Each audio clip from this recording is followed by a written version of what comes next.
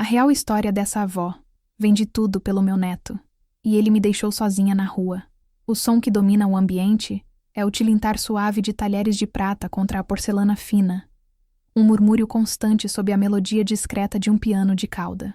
Cada detalhe no salão do restaurante Fasano, no coração de São Paulo, é um testemunho da opulência. Os arranjos de flores impossivelmente perfeitos, a luz dourada que banha as mesas, os sussurros de negócios de milhões de reais trocados entre garfadas de risoto de açafrão. É um mundo construído sobre aparências, sobre a promessa de sucesso, uma história contada em sussurros e sorrisos calculados. E por falar em histórias, todos nós somos feitos delas. Algumas são sussurradas em restaurantes caros, outras são vividas no silêncio de um coração partido.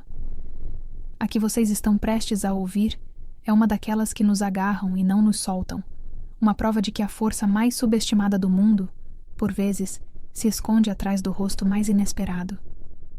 Se você, assim como eu, acredita no poder de uma boa história, no desenrolar de um destino que se recusa a ser quebrado, considere se inscrever no canal. Assim, você não perde nenhum capítulo das jornadas que compartilhamos aqui. Agora, voltemos ao salão, pois uma história está prestes a chegar ao seu clímax. Ela entrou no restaurante sem que ninguém notasse. Uma senhora de 75 anos, pequena e ligeiramente curvada, vestindo um casaco de lã simples, mas impecavelmente limpo, de uma cor indefinida entre o cinza e o bege. Seu cabelo, branco como a neve, estava preso num coque baixo e austero. Seus sapatos eram práticos, gastos pelo uso, e faziam um som quase inaudível no tapete persa que cobria o mármore do chão. Para os garçons apressados e os clientes importantes, ela era invisível, uma peça fora do lugar que o cérebro simplesmente escolhia ignorar. Talvez uma avó perdida procurando o banheiro, ou uma turista desorientada. Ninguém lhe deu uma segunda olhada. E era exatamente isso que Elsa queria. Seus olhos, no entanto, não eram invisíveis. Eram de um castanho escuro e límpido, e varriam o salão com uma precisão que desmentia sua aparente fragilidade. Não procuravam um rosto amigo, nem um lugar para descansar. Procuravam um alvo, e o encontraram. Numa mesa de canto, a melhor do restaurante, com vista para os jardins, estava Rafael. Ele tinha 28 anos. Uma beleza que parecia esculpida por um artista renascentista e um sorriso que poderia vender areia no deserto. Vestia um terno italiano feito sob medida. Um relógio de pulso que valia mais do que o apartamento que Elsa um dia chamara de lar. E gesticulava com uma confiança contagiante. Do outro lado da mesa, um empresário mais velho, de cabelos grisalhos e ar astuto, ouvia com atenção, o fascínio crescendo em seus olhos. Rafael estava no meio de sua performance, tecendo uma nova teia de sonhos e promessas. Falava de um aplicativo revolucionário, de sustentabilidade, de mudar o mundo. As mesmas palavras que usara com ela. Elsa não sentiu uma pontada de dor. Não mais. O luto pela traição havia se solidificado em algo mais frio, mais denso. Era a calma de uma tempestade que já se formara, e agora esperava o momento exato para desabar. Ela caminhou lentamente, sem pressa, navegando entre as mesas com a experiência de quem já desviou de muitos obstáculos na vida. Quando chegou à mesa de Rafael, ele ainda não a tinha visto. Estava rindo de algo que o empresário dissera, a cabeça levemente inclinada para trás, expondo a garganta num gesto de falsa vulnerabilidade. Elsa parou ao lado da cadeira dele. O silêncio que ela trouxe consigo foi mais alto do que qualquer ruído no salão. Primeiro, foi o empresário quem a notou. Sua expressão de interesse se transformou em confusão. Ele olhou de Elsa para Rafael, a sobrancelha arqueada. Seguindo seu olhar, Rafael se virou. O sorriso em seu rosto congelou. Foi um processo fascinante de se observar, como um filme em câmera lenta. A alegria evaporou, substituída por um choque puro, branco. Depois, o choque deu lugar à incredulidade, e a incredulidade a um pânico mal disfarçado que cintilou em suas pupilas. A cor sumiu de seu rosto. Ele parecia ter visto um fantasma, e, de certa forma, era exatamente isso que Elsa era. Um fantasma de seu passado, uma dívida que ele pensava ter enterrado. Vó? Ele sussurrou, a palavra saindo como um sopro de fumaça, quase inaudível. Elsa não sorriu.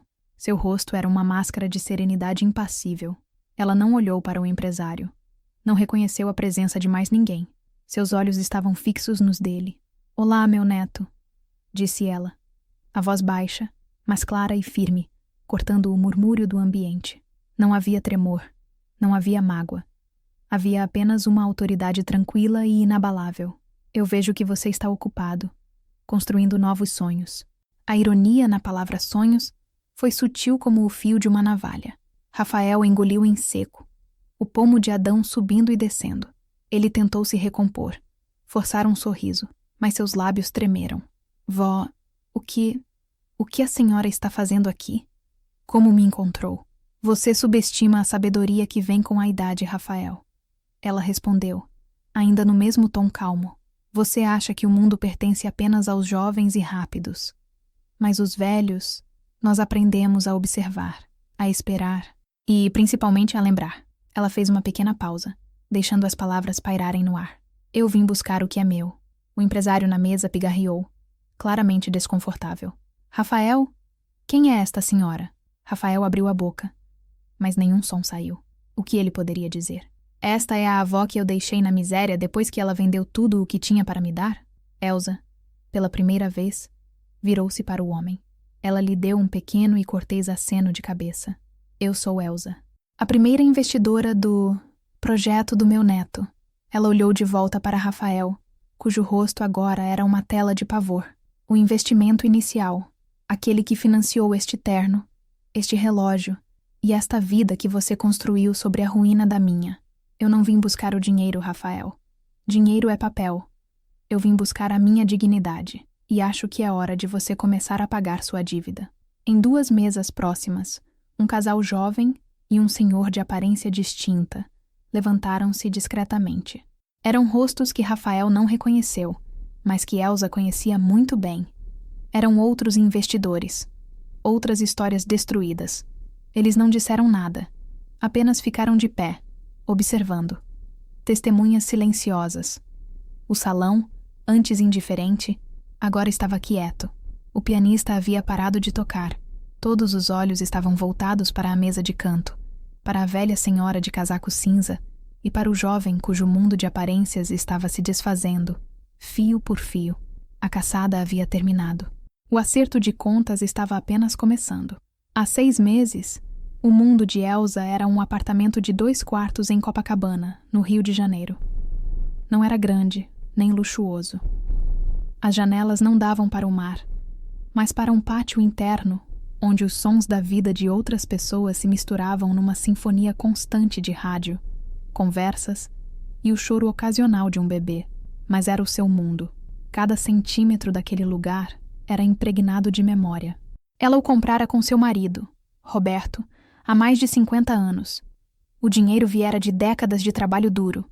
Ele como mestre de obras, ela como secretária de um escritório de advocacia no centro. Na estante da sala, ao lado de um vaso com um cacto teimoso que se recusava a morrer, havia uma galeria de retratos empoeirados. Elsa e Roberto no casamento, jovens e cheios de uma esperança quase dolorosa de se olhar. A filha deles, Lúcia, com o sorriso banguela da infância. E depois, Lúcia com seu próprio filho nos braços. Rafael. Lúcia partira cedo demais, levada por uma doença rápida e impiedosa. O pai de Rafael nunca fora uma presença constante. E assim, Elsa se tornara tudo para o menino. Ele era o centro de seu universo encolhido. As paredes do apartamento haviam testemunhado seus primeiros passos, suas febres de infância, a alegria de suas notas boas na escola, a angústia de seus primeiros desgostos amorosos. Para Elsa, Rafael não era apenas um neto. Era o repositório de todos os seus amores perdidos, a continuação de sua história. Ela se lembrava das tardes em que ele, já um adolescente, sentava-se à mesa da cozinha enquanto ela preparava o café e contava seus sonhos. Ele era brilhante, ambicioso. Falava de criar empresas, de inovar, de deixar uma marca no mundo. Elsa ouvia, o coração inchado de orgulho. Ela, que passara a vida arquivando papéis e atendendo telefonemas, tinha criado um menino que sonhava em alcançar as estrelas. O golpe começou de forma sutil, como a maioria das traições. Começou com telefonemas mais frequentes, com visitas inesperadas carregadas de flores e elogios. Rafael, que andava um pouco distante nos últimos anos, de repente estava presente, carinhoso, o neto perfeito. Ele falava com um fervor contagiante sobre seu novo projeto. Uma startup de tecnologia verde. Pense nisso, vó. Uma plataforma para conectar pequenos produtores orgânicos diretamente aos consumidores em grandes cidades. É sustentável, é justo, é o futuro. Ele mostrava a ela gráficos coloridos em seu tablet. Usava palavras como escalabilidade, disrupção e ecossistema. Elsa não entendia metade, mas entendia a paixão em seus olhos. A mesma paixão que Roberto tinha ao falar de um novo projeto de construção. Era a paixão de um criador. Como ela poderia duvidar? Então veio o pedido. Ele precisava de capital semente. Os investidores grandes só entrariam depois que ele tivesse um protótipo funcional, uma prova de conceito. Ele já tinha uma equipe, um escritório alugado. Faltava apenas o empurrão inicial. Ele não pediu diretamente o apartamento. Foi mais astuto. Eu odeio ter que pedir, vó. Ele disse um dia, o rosto contrito, sentado no sofá gasto onde tantas vezes dormira quando criança. Eu tentei bancos, investidores anjo, mas o mercado é brutal. Eles querem garantias que eu não tenho. A única coisa de valor que eu tenho é a minha ideia. Ele suspirou, um som pesado e teatral. É frustrante estar tão perto e, ao mesmo tempo, tão longe de realizar algo que poderia ajudar tanta gente. A semente estava plantada. Nos dias seguintes, Elsa começou a olhar para seu apartamento de forma diferente. As paredes que antes representavam segurança, agora pareciam um obstáculo para o futuro de seu neto. O que eram tijolos e argamassa comparados ao sonho de Rafael? Ela era uma mulher de 75 anos. Já vivera sua vida. O que mais precisava? Aquele dinheiro, parado, poderia ser a fundação do império de seu menino. Quando ela mesma ofereceu a ideia de vender o imóvel, viu um lampejo de alívio nos olhos dele, rapidamente mascarado por uma hesitação calculada. Não, vó. De jeito nenhum. Este lugar é a sua vida. São as suas memórias. Eu não poderia... Bobagem. Ela o interrompeu, firme. Memórias a gente carrega aqui, disse batendo de leve no peito. As minhas estão seguras. A sua vida está apenas começando. Roberto ficaria orgulhoso. Ele sempre acreditou em construir coisas. O processo de venda foi rápido. Rafael cuidou de tudo com uma eficiência impressionante. Ele encontrou o corretor, o comprador, o cartório. Elsa apenas assinava os papéis que ele colocava na sua frente. Embalar 40 anos de vida em caixas de papelão foi a parte mais difícil. Cada objeto era uma despedida. O velho rádio de pilha do marido. O serviço de jantar que só era usado em ocasiões especiais. As fotos. Ela guardou apenas uma pequena mala com algumas roupas, seus documentos e a moldura com a foto de Lúcia. "E onde a senhora vai ficar, vó?" Ele perguntou, com a voz carregada de uma falsa preocupação. "Eu alugo um cantinho pequeno, meu filho. Um kitnet. Não preciso de mais nada." Ela respondeu. "Claro que não. A senhora vai ficar comigo," ele declarou, magnânimo. "Pelo menos por um tempo, até a empresa decolar. Tenho um apartamento ótimo em São Paulo, alugado pela empresa. Tenho um quarto de hóspedes. A senhora merece ser paparicada." A gratidão a inundou, lavando qualquer dúvida residual. Ele era um bom menino, o melhor dos meninos. No dia da mudança, um caminhão levou suas caixas para um depósito que Rafael arranjara. Ele mesmo a buscou em seu carro. O apartamento em Copacabana ficou para trás, um esqueleto vazio ecoando suas memórias. A viagem de ônibus para São Paulo foi silenciosa. Elsa olhava a paisagem passar, sentindo um misto de melancolia e excitação. Estava começando uma nova vida, ao lado de seu neto. Chegaram a São Paulo à noite. A cidade era um monstro de luzes e ruído. Rafael a levou para um hotel simples no centro. "Vó, o apartamento ainda está sendo preparado. Uma pequena reforma, coisa de 2 ou 3 dias. A senhora fica aqui, confortável, e eu venho te buscar assim que estiver tudo pronto, ok?" Ele a abraçou com força, beijou sua testa. "Obrigado. A senhora não vai se arrepender. Estamos construindo um futuro juntos." Ele pagou por 1 semana de diárias adiantado e lhe deu um pouco de dinheiro para as despesas. E então, ele se foi. Elsa esperou. O primeiro dia, ela arrumou suas poucas coisas no quarto de hotel e assistiu à televisão. No segundo, passeou pela vizinhança, sentindo-se uma estranha. No terceiro, ficou perto do telefone esperando a ligação. Não veio. No quarto dia, o nervosismo começou a se instalar. Ela ligou para o celular dele. Caixa postal. Tentou de novo. Caixa postal. No quinto dia, o nervosismo deu lugar a um medo frio. O número dele agora dava como inexistente. No sétimo dia, a recepcionista do hotel a abordou com um sorriso sem graça. Dona Elsa, a sua estada venceu hoje. A senhora vai renovar? A realidade a atingiu com a força de um soco no estômago. Ela não tinha para onde ir. O dinheiro que Rafael lhe dera mal dava para mais uma diária. O depósito com suas coisas, ela só tinha o nome da empresa, mas nenhum endereço ou recibo. A empresa? Ela não sabia o endereço do suposto escritório. O apartamento ótimo provavelmente nunca existiu. Ela se sentou no saguão do hotel, a pequena mala a seus pés. O barulho da rua, o entra e sai de pessoas, tudo se tornou um zumbido distante. Ela, Elsa, que sempre fora tão autossuficiente, que cuidara de uma família, que enfrentara a viuvez e a perda de uma filha, estava ali, sozinha, enganada e abandonada na maior cidade da América do Sul. O frio não vinha do ar-condicionado, vinha de dentro, do vasto e gelado espaço onde antes existia o amor por seu neto.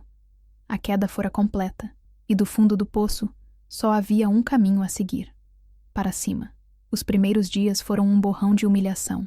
Elsa passou uma noite num banco de praça, encolhida dentro de seu casaco, fingindo dormir sempre que uma viatura da polícia passava. A vergonha era uma presença física, um nó na garganta que a impedia de engolir, um peso nos ombros que a curvava ainda mais. Ela, que sempre tivera um teto, uma cama limpa, a dignidade de sua própria casa, agora era uma das figuras anônimas que antes via com uma mistura de pena e distância. A fome a levou a procurar uma igreja. Lá, um padre de olhar cansado a encaminhou para um abrigo municipal. O lugar era limpo, mas barulhento e impessoal. Beliches de metal enfileirados, o cheiro de desinfetante misturado ao odor de muitas vidas em desespero. As outras mulheres a olhavam com uma curiosidade breve, depois desviavam o olhar. Cada uma carregava seu próprio fardo.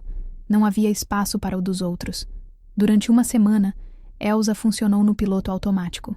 Comia a sopa rala que era servida. Dormia quando as luzes se apagavam.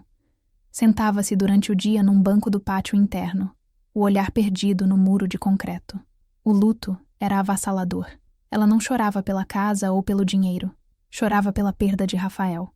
Não o Rafael golpista, mas o menino que ela criara. O jovem cujos sonhos ela embalara. Era como se ele tivesse morrido, e o homem que a abandonara fosse um estranho cruel que roubara seu rosto. A mudança não veio como um raio, mas como o nascer do sol, gradual, quase imperceptível. Começou com a observação. Forçada a sair de sua bolha de memórias, Elsa começou a ver o mundo ao seu redor com uma clareza dolorosa. Ela via as outras mulheres no abrigo. A jovem que fugira de um relacionamento abusivo. A mãe que perdera o emprego e não tinha como alimentar os filhos. A senhora idosa cuja família simplesmente a descartara. Via a dureza em seus rostos, mas também via resiliência. Via pequenas gentilezas trocadas, um pedaço de pão dividido, uma palavra de conforto sussurrada na escuridão do dormitório. E ela começou a perceber sua própria invisibilidade de uma nova maneira. Quando andava pelas ruas, as pessoas não a viam. Elas olhavam através dela. Uma velhinha, inofensiva, irrelevante. Ninguém prestava atenção no que ela ouvia, para onde ela olhava. E foi então que a semente da raiva, plantada no dia em que o telefone de Rafael deu como inexistente, finalmente começou a germinar. O ponto de virada aconteceu numa tarde fria, na biblioteca pública do centro. Elsa ia para lá para fugir do barulho do abrigo e para se aquecer. Estava sentada numa mesa, fingindo ler um jornal, quando ouviu uma conversa na mesa ao lado. Eram dois rapazes, falando sobre um amigo. Cara, o Rafa é um gênio, disse um deles. Ele consegue convencer qualquer um de qualquer coisa. Lembra daquela história da avó dele no Rio? Vendeu o AP e tudo. Deu a grana toda pra ele. O outro riu. Gênio é pouco. O cara é um artista. E o melhor é que a velha nem deve ter entendido o que aconteceu. A essa altura deve estar num asilo, achando que o neto é um empresário de sucesso. O sangue de Elsa gelou em suas veias. Ela baixou o jornal lentamente, o coração batendo descompassado. Não era de medo. Era fúria. Uma fúria branca, gelada, que queimava mais forte do que qualquer tristeza. Naquele instante, o luto morreu. A vítima, Elsa, também morreu. Em seu lugar, nasceu uma mulher com um propósito. Achando que o neto é um empresário de sucesso.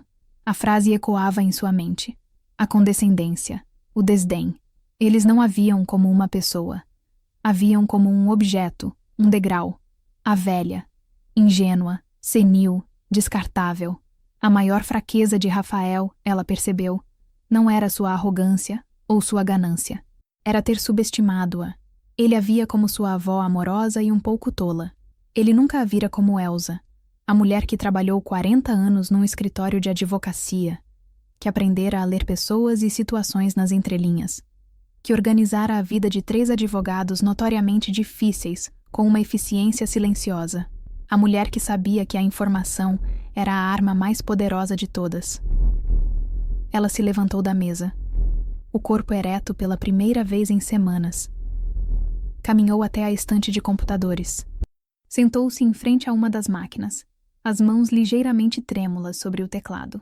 Ela não era uma expert em tecnologia, mas sabia o básico. Digitou o nome completo de seu neto na barra de pesquisa. O que encontrou foi um vácuo. Não havia perfis em redes sociais, não havia menções a uma startup de tecnologia verde. Era como se o Rafael que ela conhecia não existisse online. Um profissional, ela pensou.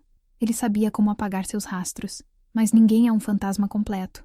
Então, ela tentou algo diferente. Lembrou-se dos nomes que ele mencionara, das empresas que ele admirava, do jargão que usava.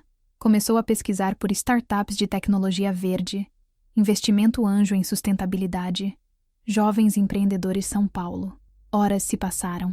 Seus olhos ardiam pela tela, mas ela não parou. E então, encontrou algo. Um pequeno artigo num blog de negócios sobre um evento de networking para inovadores sociais. Havia uma foto do evento. E lá, no fundo, parcialmente obscurecido, estava ele. O mesmo sorriso, a mesma postura confiante. Estava conversando com um grupo de pessoas, gesticulando com entusiasmo. O artigo mencionava o nome de alguns dos participantes e das empresas presentes. Elsa pegou um pedaço de papel e uma caneta na mesa de informações. Com a caligrafia caprichada que aprendera na escola de datilografia décadas atrás, começou a anotar os nomes. Cada nome era uma pista. Cada empresa, um possível caminho. A invisibilidade que antes a humilhava, agora era sua maior ferramenta. A velhinha que ninguém notava podia ir a lugares, sentar-se em cafés, ouvir conversas, sem levantar suspeitas. Rafael a havia despido de tudo, sua casa, seu dinheiro, sua segurança. Mas ele lhe deixara 2 coisas, uma vida inteira de sabedoria e um motivo para usá-la. Saindo da biblioteca ao anoitecer, Elsa não era mais uma mulher à deriva. Ela era uma caçadora, e seu alvo, tão confortável em seu mundo de mentiras, não tinha a menor ideia de que a presa havia se tornado o predador. O despertar estava completo. A caçada estava para começar. A cidade de São Paulo, antes um labirinto opressor, transformou-se no tabuleiro de jogo de Elsa. Seu primeiro movimento foi estratégico. Ela sabia que não podia fazer aquilo sozinha. Precisava de recursos, mesmo que modestos, e de aliados. Sua mente, treinada em décadas de organização e resolução de problemas, começou a traçar um plano.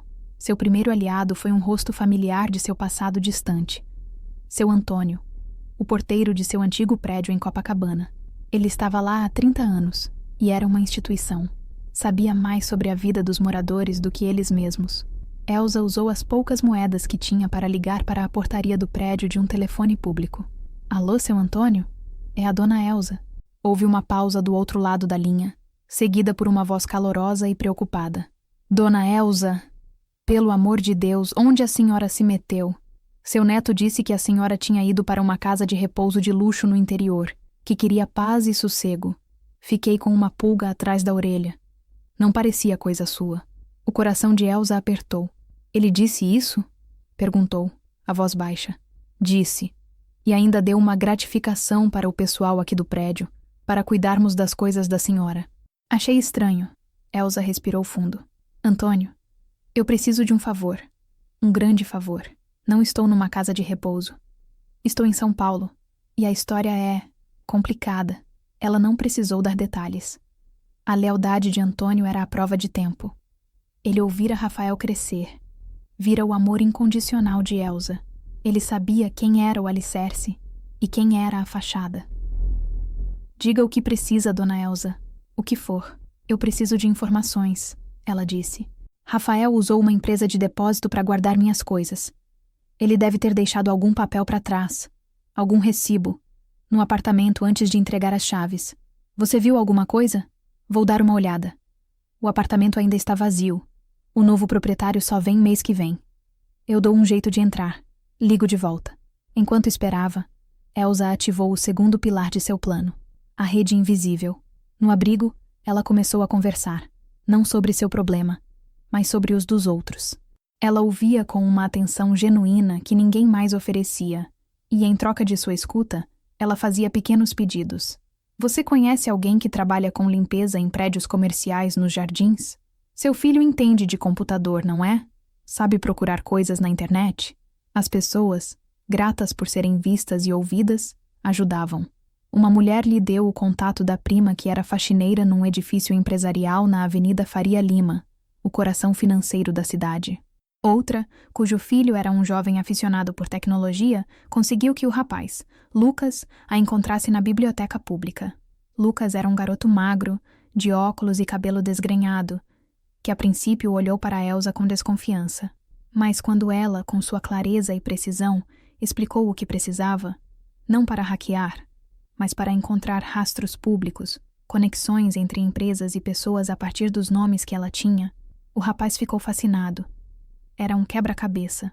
Ele não tem perfil social com o nome verdadeiro, isso é coisa de amador, disse Lucas, digitando freneticamente.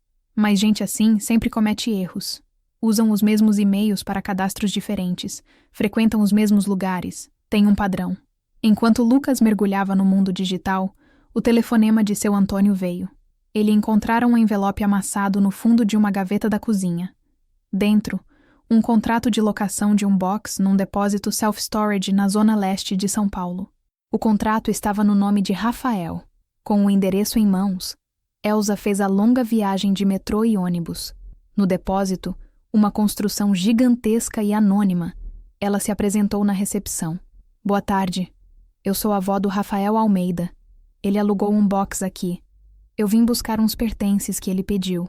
O atendente, um jovem entediado, pediu um documento. Ele não me deu autorização formal, senhora. Preciso que ele ligue ou mande um e-mail. Elsa já esperava por isso. Ela adotou sua melhor expressão de avó confusa. E um pouco senil. Oh, meu filho. Ele está tão ocupado, coitado. Trabalhando tanto. Ele me disse que estava tudo certo, que era só eu vir aqui com a identidade dele. Ela tirou da bolsa uma cópia xerox da identidade de Rafael, que guardara junto de seus próprios documentos. Veja, o nome é o mesmo da minha neta, Lúcia. Ele é a única família que me resta. O rapaz hesitou.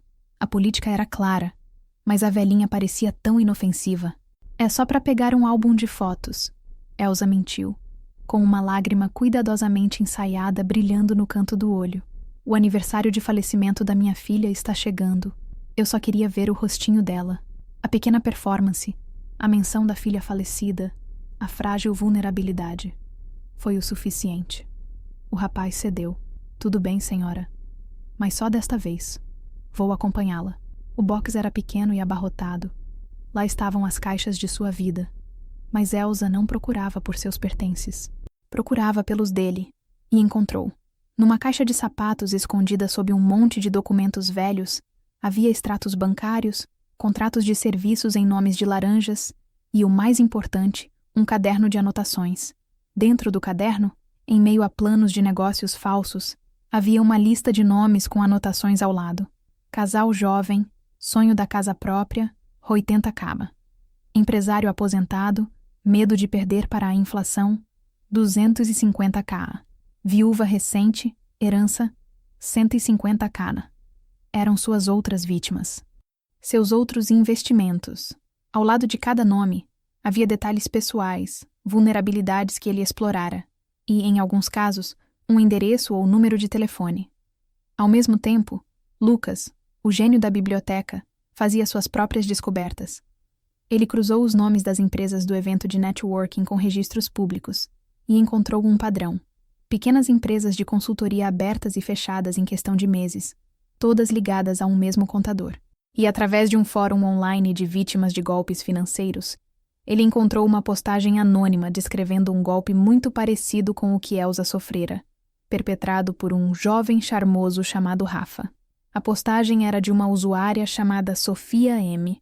Elsa, agora armada com a lista do caderno e o nome de usuário, pediu a Lucas que tentasse encontrar Sofia M.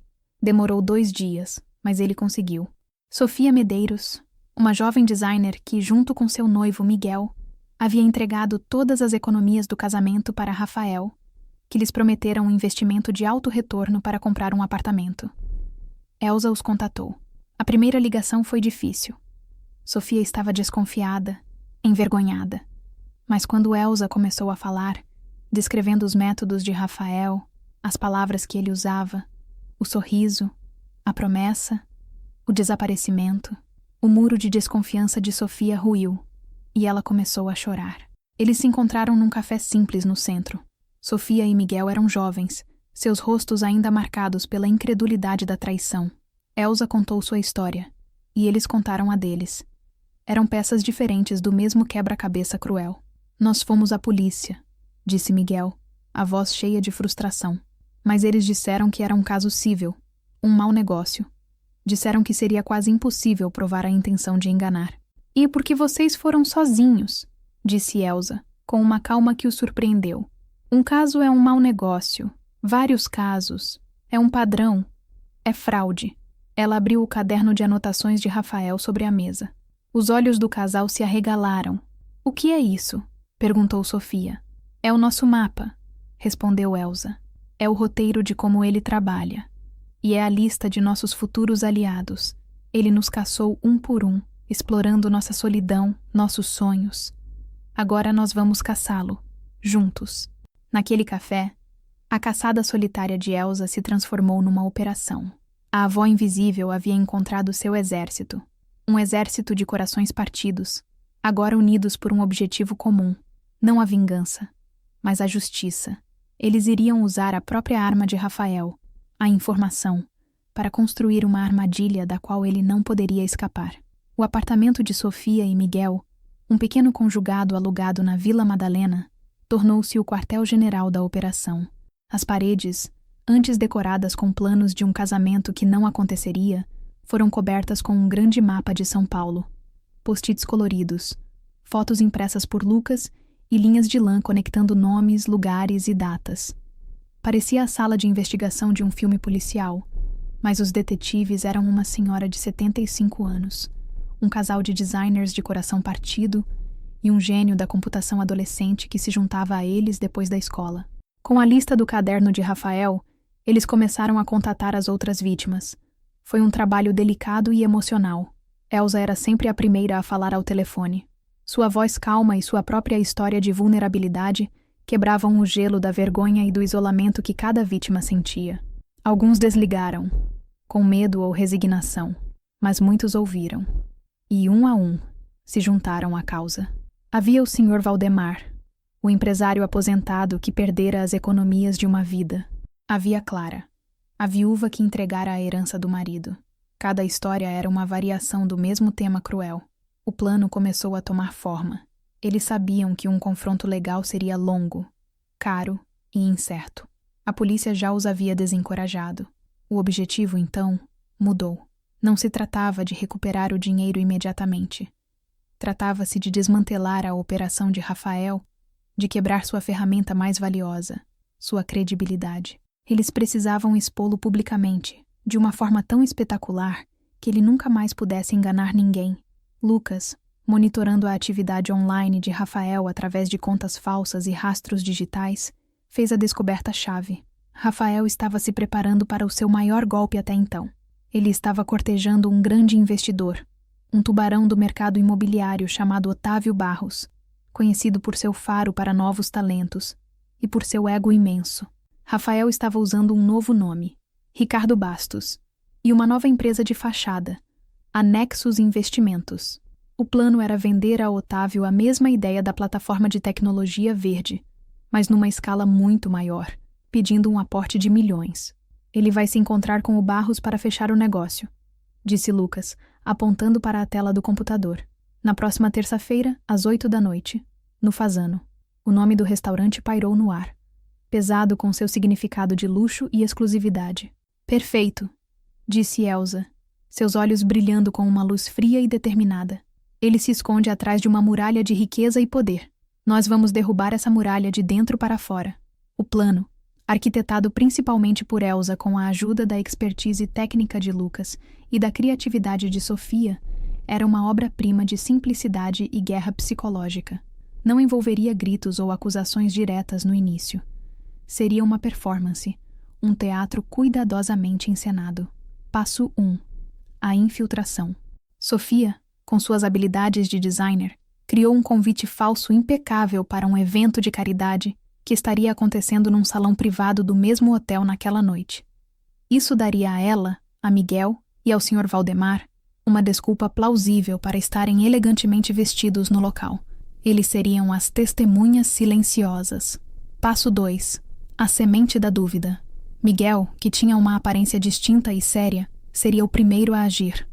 Sua tarefa era esbarrar no investidor, Otávio Barros, perto do bar ou do banheiro, antes do encontro com Rafael.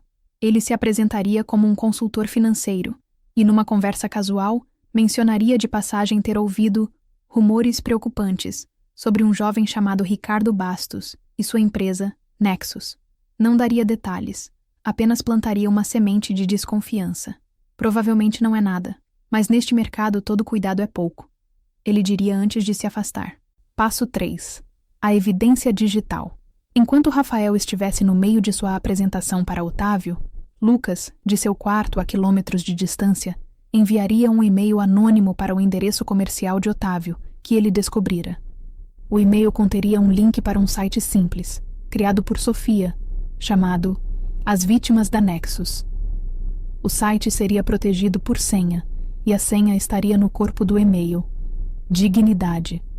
Dentro do site, depoimentos em vídeo de várias vítimas, rostos obscurecidos, vozes alteradas, cópias dos documentos que Elsa encontrara no depósito e uma cronologia detalhada dos golpes de Rafael sob seus vários pseudônimos. Passo 4. O confronto final. Este era o papel de Elsa. Ela seria o clímax. Depois que a semente da dúvida fosse plantada por Miguel e a evidência digital fosse entregue por Lucas, ela entraria. Sua aparência humilde em contraste com a opulência do local seria o choque visual. Sua calma e suas palavras precisas seriam o golpe final. Ela não seria uma vítima chorosa, mas uma credora cobrando uma dívida moral. As testemunhas silenciosas, Sofia, Miguel e Sr. Valdemar, se levantariam em suas mesas no momento certo, criando uma pressão psicológica esmagadora. Nos dias que antecederam a terça-feira, eles ensaiaram. Miguel praticou suas falas na frente do espelho. Sofia desenhou os layouts do site, enquanto Lucas cuidava da programação. Elsa, por sua vez, não precisava ensaiar. Suas falas já estavam escritas em seu coração há meses. Ela passou o tempo observando, polindo seu disfarce de senhora invisível, aprendendo a se mover sem ser notada. Na noite da operação, uma tensão elétrica enchia o pequeno apartamento. Sofia e Miguel vestiam as roupas mais caras que tinham, parecendo um casal poderoso. O Sr. Valdemar, em seu terno antigo, mas bem passado, tinha a gravidade de um juiz. Elsa vestiu seu casaco cinza, a armadura de sua invisibilidade. Antes de saírem, ela os reuniu. Lembrem-se, disse ela, a voz firme. Ele nos tirou nosso dinheiro, porque achou que estávamos sozinhos e fracos. Hoje, vamos mostrar a ele o que acontece quando os fracos se unem. Não estamos aqui por vingança. Estamos aqui para recuperar o que é nosso por direito, nossa voz, e para garantir que ele nunca mais silencia de ninguém. Eles saíram para a noite paulistana, um pequeno e improvável bando de guerreiros a caminho de sua batalha final, armados não com espadas, mas com a verdade. A armadilha estava montada, o alvo estava a caminho. A cena no restaurante Fasano se desenrolou exatamente como planejado. Uma coreografia precisa de dor e justiça. Miguel interceptou Otávio Barros perto do bar com a sutileza de um diplomata, plantando a semente da desconfiança. Otávio, um homem acostumado a confiar em seus instintos, levou a preocupação para a mesa. Seu olhar sobre o jovem e carismático Ricardo Bastos já continha um grão de areia, uma nova camada de escrutínio. No meio da apresentação eloquente de Rafael sobre um futuro sustentável, o celular de Otávio vibrou discretamente sobre a mesa. Era a notificação do e-mail de Lucas. Intrigado pelo timing e pelo assunto, uma advertência sobre Ricardo Bastos, ele abriu a mensagem. Viu a senha, dignidade, e sua curiosidade venceu a etiqueta. Clicou no link. O rosto de Rafael estava radiante, falando de projeções de lucro e impacto social, quando notou a mudança na expressão do investidor. O interesse de Otávio se transformara numa carranca de concentração, seus olhos fixos na tela do celular. Ele rolava a página com o polegar, o rosto endurecendo a cada segundo. Foi nesse exato momento que Elsa entrou. O confronto, que abriu nossa história, foi o ponto culminante de meses de dor, raiva e planejamento meticuloso. Quando Elsa disse, "Eu vim buscar o que é meu", o mundo de Rafael se partiu. As testemunhas se levantando, a atenção de todo o restaurante se voltando para ele. O olhar gelado de Otávio Barros, que agora o via não como um prodígio, mas como o verme que ele era. "Do que essa senhora está falando, Ricardo?" "Ou devo dizer, Rafael?" perguntou Otávio, a voz baixa e perigosa. Ele desligou o celular e o colocou sobre a mesa. "Parece que o seu projeto tem um histórico de investidores muito insatisfeitos." Rafael gaguejou, procurando uma saída, uma mentira, mas não havia nenhuma. Estava encurralado pela verdade, personificada na figura imóvel de sua avó. Seu rosto, antes um passaporte para qualquer porta, agora era uma máscara de culpa exposta. O gerente do restaurante, sentindo o desastre iminente, aproximou-se discretamente. Otávio Barros ergueu uma mão. "Não se preocupe. Apenas chame a segurança. E a polícia. Acho que temos um caso de fraude em andamento." A palavra polícia fez Rafael estremecer. Ele olhou para Elsa, um último apelo desesperado em seus olhos. Mas os olhos dela não ofereciam perdão, apenas o reflexo do abismo que ele mesmo cavara. A resolução não foi uma explosão, mas uma implosão. Rafael foi escoltado para fora do restaurante, não como um empresário promissor, mas como um criminoso comum. A humilhação foi total e pública. Sua foto, tirada por um cliente com um celular, estaria nos blogs de fofoca e colunas sociais na manhã seguinte. Sua carreira de golpista estava terminada. Nos meses que se seguiram, a vida de Elsa se reconfigurou de maneiras que ela não esperava. O caso legal contra Rafael foi fortalecido pela união das vítimas e pelas provas que haviam coletado. Otávio Barros, furioso por quase ter sido enganado, usou seus recursos legais para acelerar o processo.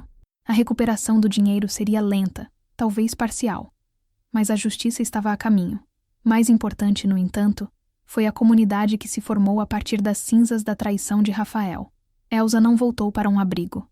Sofia e Miguel insistiram que ela ficasse com eles. O Sr. Valdemar, o empresário aposentado, descobriu que tinha um talento para ajudar os outros a navegar na burocracia e começou a trabalhar como voluntário numa associação de defesa do consumidor. Lucas, o jovem gênio da computação, ganhou um mentor no Sr. Valdemar e uma avó honorária em Elsa. Elsa encontrou um novo propósito. Com a ajuda de Sofia, ela começou um pequeno blog chamado A Voz da Experiência. Nele, não contava sua história, mas dava dicas para idosos sobre como se proteger de golpes financeiros, como entender contratos, como navegar no mundo digital com segurança. Usava sua experiência de 40 anos como secretária e sua vivência recente para empoderar outros que, como ela, poderiam ser vistos como alvos fáceis. Sua invisibilidade se transformara em sua plataforma. Numa tarde de domingo, 6 meses depois da noite no Fasano, Elsa estava sentada na varanda do novo apartamento alugado por Sofia e Miguel, um lugar um pouco maior, financiado pelos novos trabalhos de design que Sofia conseguira depois que sua história, contada de forma anônima, a tornou uma pequena celebridade nos círculos de apoio online. O sol da tarde pintava o céu de laranja e rosa. Elsa segurava uma xícara de chá, observando Lucas e Miguel montarem uma nova estante de livros. Sofia estava ao seu lado, desenhando em seu tablet. Não havia luxo. Não havia a riqueza que Rafael perseguia, mas havia algo infinitamente mais valioso. Paz, pertencimento, um calor que não vinha do sol, mas dos laços que haviam forjado no fogo da adversidade. Elsa perdera uma casa, mas ganhara um lar. Perdera o neto que pensava ter, mas encontrara uma família de verdade. Ela olhou para sua vida, para o caminho que a trouxera até ali. A dor da traição era agora uma cicatriz distante, um lembrete não da queda, mas da força que descobrira ao se levantar. Ela havia provado a si mesma e ao mundo que a maior fraqueza de seu neto fora, de fato, subestimá-la. Ele a vira como o fim de uma história. Mal sabia ele que ela era apenas o começo de uma muito melhor. Assim como Elsa encontrou uma nova comunidade onde menos esperava, nosso canal também busca ser um ponto de encontro para todos que amam o poder transformador das histórias. A jornada dela nos mostra que nunca é tarde para reescrever nosso próprio final. Lembre-se de deixar seu like se a resiliência de Elsa te tocou e comente abaixo o que você achou da reviravolta que ela deu em seu destino. E claro, se você ainda não faz parte da nossa comunidade de contadores de histórias, inscreva-se no canal para não perder nenhuma narrativa. Afinal, cada história compartilhada é uma nova conexão que criamos. Até a próxima.